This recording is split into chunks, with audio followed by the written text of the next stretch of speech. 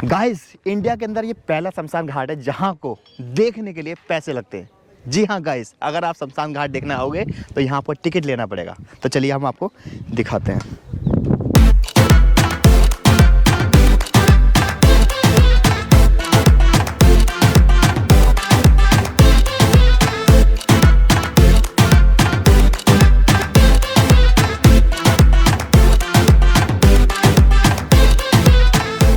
तो गाइज़, यहाँ से इसकी एंट्री शुरू होती है।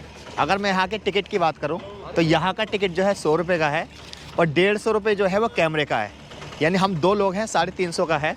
और अगर शादी की बात करें तो यहाँ पर 11-11 हज़ार रुपये का शूट होता है।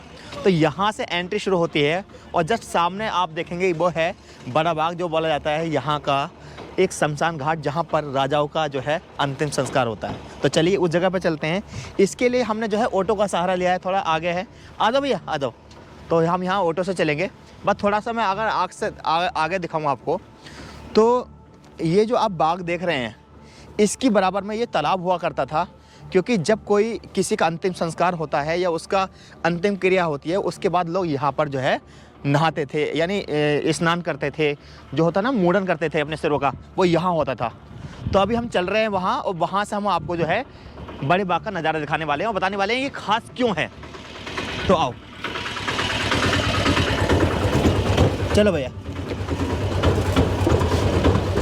तो गाइस, जिस जगह मैं खड़ा हूँ इस जगह को बोला जाता है बड़ा बाग। हम आए हुए हैं जैसलमेर में।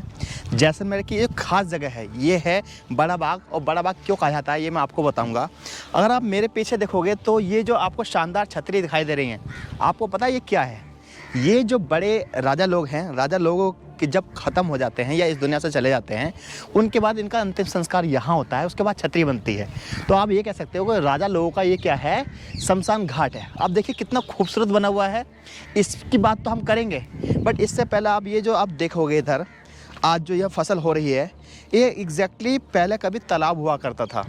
और तालाब होने का मकसद क्या था कि जब कोई इंसान या कोई राजा की डेथ हो गई, उसके बाद उसका अंतिम संस्कार हो गया, उसके बाद जो लोग हैं वो यहाँ पर नहाते थे। लास्ट का जो क्रियाक्रम है वह करता था। लेकिन अब ये जगह जो है तालाब है, इसको मिटा दिया गया है। अब यहाँ पर ये जो जगह है, यहाँ पर खेती हो रही है। राजा ने ये किसानों को, यानी यहाँ के लोगों को ठेके पर दे दिया है, जिसमें चने की खेती हो रही है।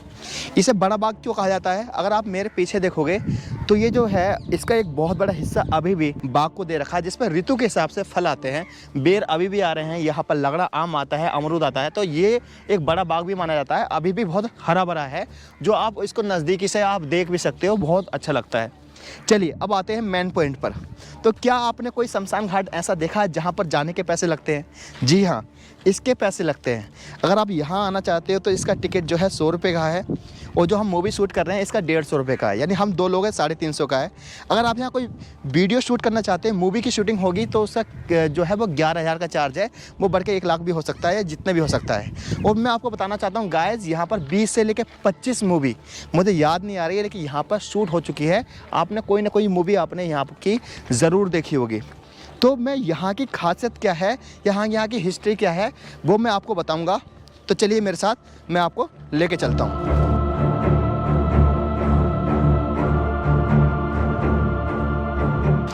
तो गाइस, आप मेरे पीछे जो छतरी देख रहे हैं, ये जो छतरी हैं आप देखेंगे, ये जब कोई राजा ख़त्म हो जाते थे उनके बाद इस छतरी को बनवाया जाता था, यानी अंतिम संस्कार होता था। फिर उसके 1 साल बाद, यानी जब अंतिम संस्कार हुआ उसके 1 साल बाद उसी जगह पर जो है चबूतरा बनाया जाता था, जो मैं आपको दिखाऊंगा।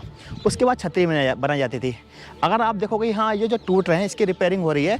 वो एक्चुअली 5 जो थे छतरी जो हैं, भूकंप आने की वजह से टूट गए थे। आपने जो अखबार में भी सुना होगा। अब मैं आपको अंदर लेके चलता हूँ। अगर मैं इसकी कारीगरी की बात करूँ तो ये जो बनाए हैं, ये जो है मुस्लिम कारीगर ने बनाए हैं। क्योंकि ये जो गुम्बद है, ये जो है पहचान है कि ये मुस्लिम कारीगर ने बनाए हैं। अब मैं आपको अंदर लेके चलता हूँ और थोड़ी आपको डिटेल में बताता हूँ।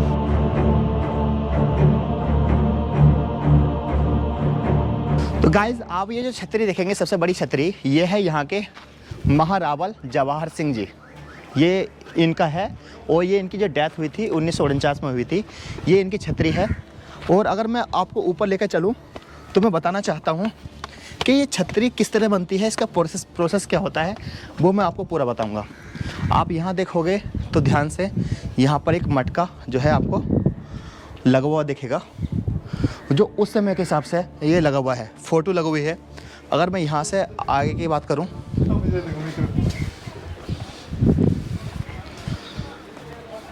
ये आप जो है 3 छतरी आप देख सकते हैं, ये देख लीजिए, ठीक है।